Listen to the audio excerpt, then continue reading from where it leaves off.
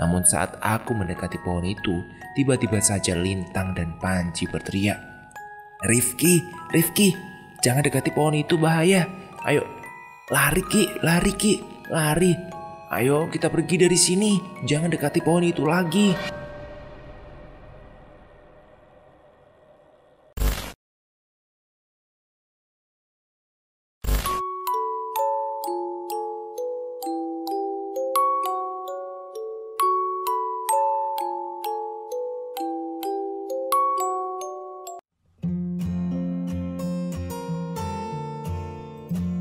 Assalamualaikum warahmatullahi wabarakatuh.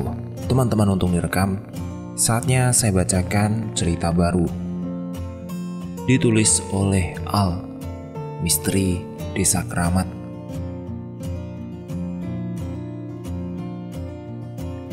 Tapi sebelumnya, jangan lupa klik tombol subscribe, like dan juga komen ya. Dan seperti apa ceritanya, mari kita dengarkan bersama-sama.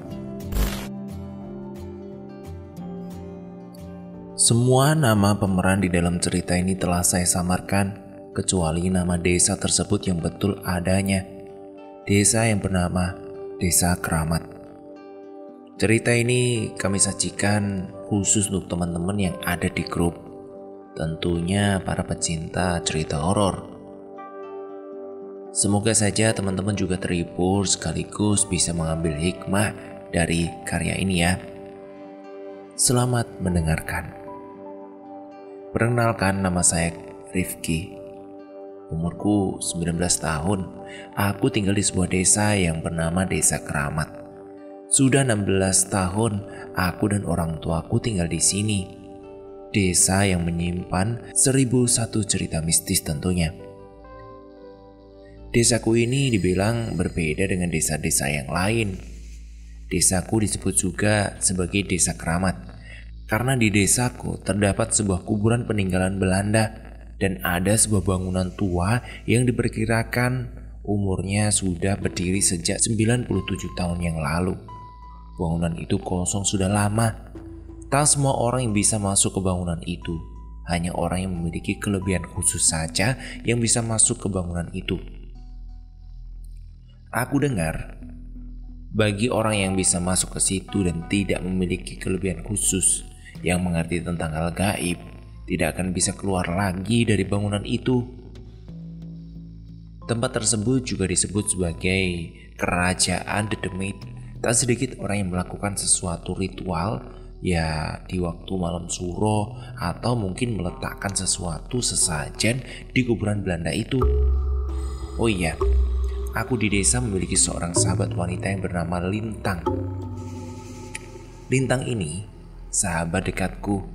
Kami berteman sejak SD. Sudah lama sekali kami berteman. Orang tua kami pun meledekinya dengan sebutan gembul. Kupanggil dia seperti itu karena hobinya ngemil. Setiap aku meledekinya seperti itu, pasti aku selalu mendapatkan bogem mentah dari Lintang. Ya, begitulah persahabatanku. Lintang memiliki kelebihan yang aku tak miliki seperti biasanya.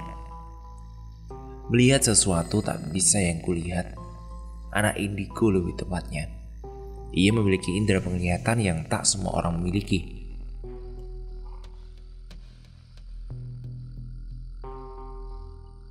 Namun di balik kelebihannya itu, dia ternyata malah tidak merasa nyaman karena harus diperlihatkan dengan hal gaib yang mengerikan dan tentu mengganggunya.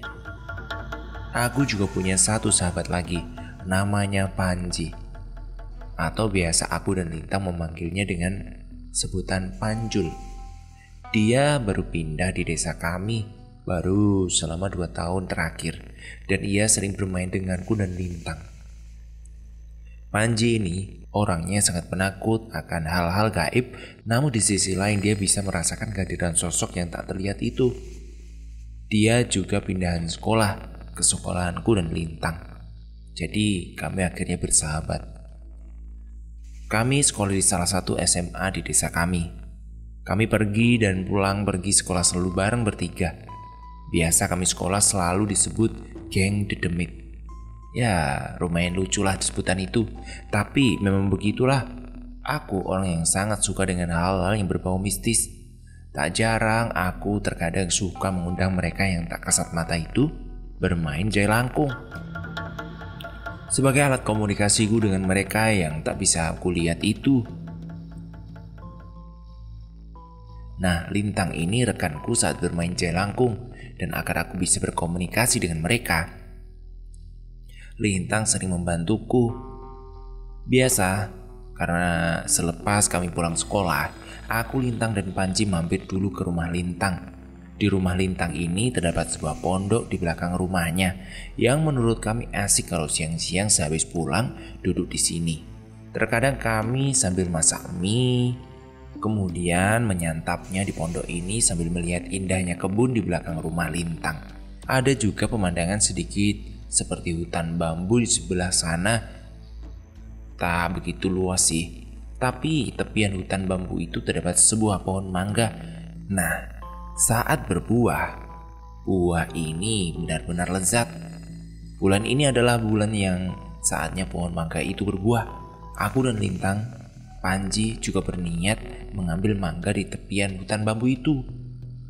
Di balik hutan bambu itu terdapat pohon kapuk yang sudah tua dan terkenal angkernya di desa kami. Konon, saya dengar-dengar cerita dari ayahku, di pohon kapuk itu terdapat sosok penunggu.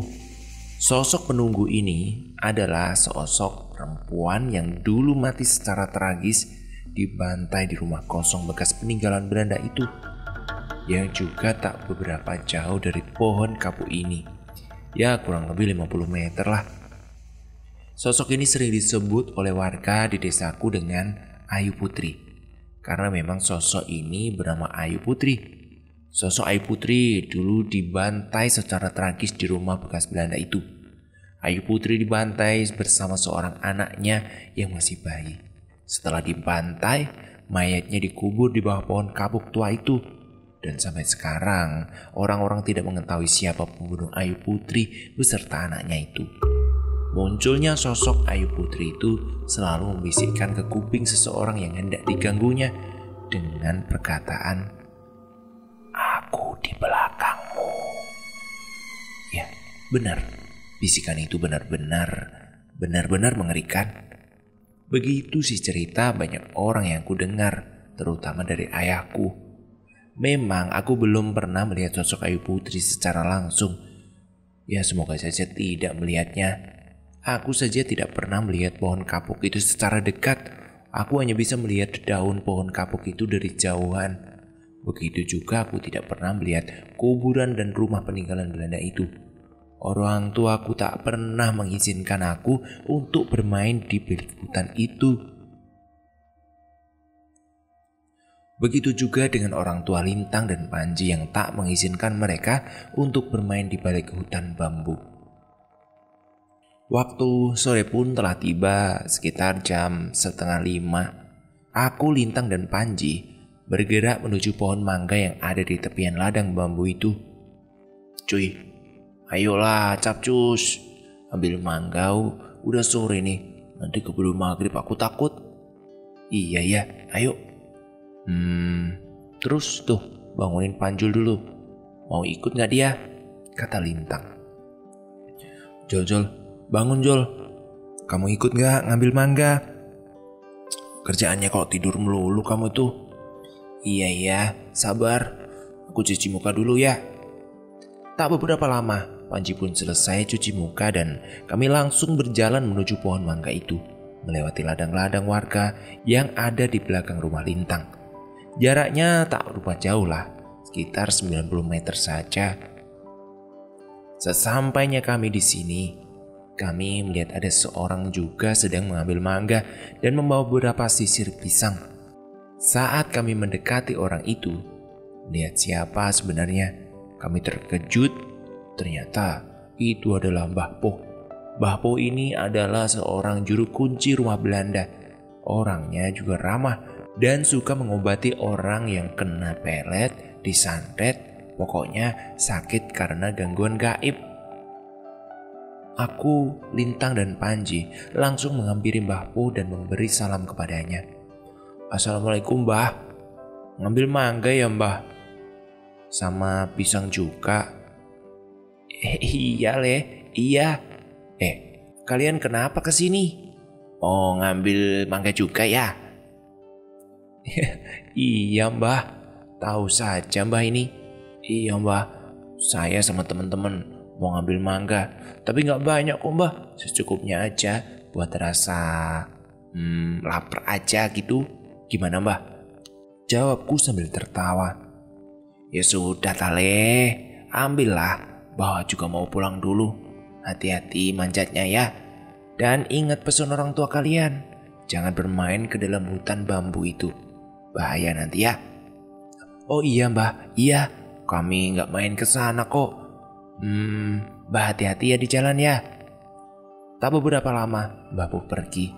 Aku dan Panji langsung memanjat pohon mangga, sedangkan Lintang tetap di bawah sambil menguntip mangga yang kujatuhkan dari atas. Sekira cukup, akhirnya aku dan Panji langsung turun ke bawah dan kami bertiga pun menyantap mangga hasil petikan itu. Wah, enak bener nih mangga, manis, gak kayak mangga-mangga yang lain ya. Iya nih, manis banget, gak kayak biasanya. Kalau gini mah ceritanya bakalan kurang.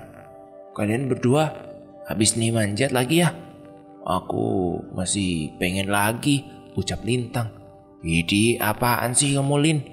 Ini juga belum habis, masa kamu suruh manjat lagi? Nanti makin gembul kamu. Kalau makan yang manis-manis bisa bahaya, gendut. Seketika bunyi itu, gue langsung kena tabok. Tangan Lintang langsung mendarat di badanku, memberikanku sebuah bogemnya. Aduh, galak banget sih tuh Lin. Kamu itu jadi cewek, bercandain gitu saja kok udah marah. Pantesan laki-laki pada takut sama kamu. Jomblo terus tuh, liatin. Mana ada laki-laki yang mau sama kamu, takut. Saya terus saja ngeledekin Lintang. Terus saja ngeledek, mau ku tambahin bogemnya. Lagian aku juga udah punya pacar kok. Emang kalian aja yang gak tahu. Lah, mana mungkin lah. Aku dan Panji tertawa. Lintang kulihat mukanya cemberut karena aku dan Panji terus meledeknya. Ya sudah, jangan cemberut. Gitu aja kok marah. Aku dan Panji cuma bercanda. Akhirnya aku dan Panji memanjat pohon itu lagi. Lintang sebenarnya gak gendut, gak gembul. Cuman gara-gara aku suka ngeledekinnya saja. Itu hobi kami sebenarnya. Aku dan Panji akhirnya naik lagi ke pohon sambil mengambil mangga lagi untuk jadikan manisan. Saat rasa kami cukup, kami kemudian turun. Gimana nih Lin, udah cukup apa belum? Kira-kira untuk jadi manisan kamu? Iya, udah cukup. Yaudah, ayo kita pulang, mau maghrib ini. Kami pun bergegas pulang ke rumah. Namun saat hendak kami pulang, Lintang melihat 2 ekor ayam hutan di tepian pohon bambu itu. Coba, kamu lihat itu ada ayam. Iya ya Lin, ada 2 ayam ya. Ayo kita tangkap, lumayan kan buat dibakar nanti malam. Aku dan Panji, Lintang juga mengejar ayam tersebut untuk ditangkap. Kami terus mengejar ayam itu tanpa kami sadari kami telah terbawa oleh 2 ayam itu masuk ke dalam hutan bambu. Saat kedua ayam itu tertangkap oleh kami, kulihat awan sudah berubah menjadi gelap, menunjukkan waktu sudah maghrib.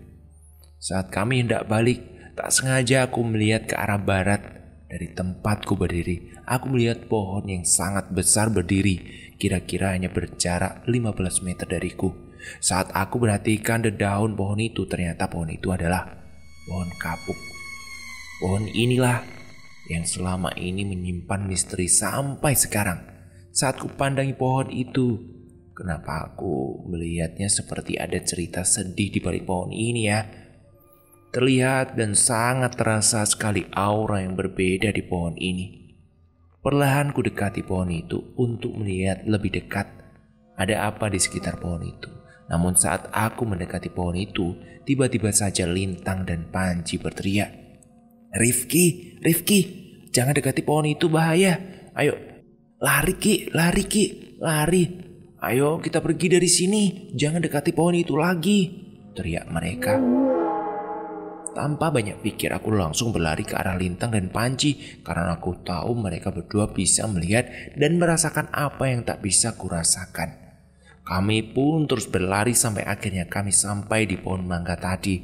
Kami berhenti sejenak untuk mengatur nafas. Kulihat muka Lintang dan Panji sangat pucat saat aku bertanya pada mereka apa yang sebenarnya terjadi. Dia bilang, nanti saja ceritanya di rumah.